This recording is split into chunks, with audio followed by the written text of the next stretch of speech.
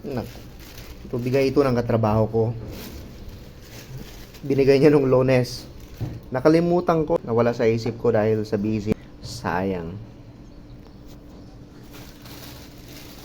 Hindi natin itatapon. Gagawin natin yung suka. Kailangan lang natin ng malinis na garapon. Babuksan na natin itong mga saging. Balatan na natin at ilagay natin dyan. Kulang yung garapon. Napuno na itong isa. Kailangan natin maghanap ng isa pang garapon. Ito na yung bago. Kaya ganun ulit.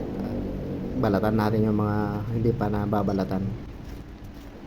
Lagyan na natin ng kaunting asukal at tubig. So, ito na yung ating mga saging. Balikan natin sila after 4 weeks, 4 na linggo or 1 month.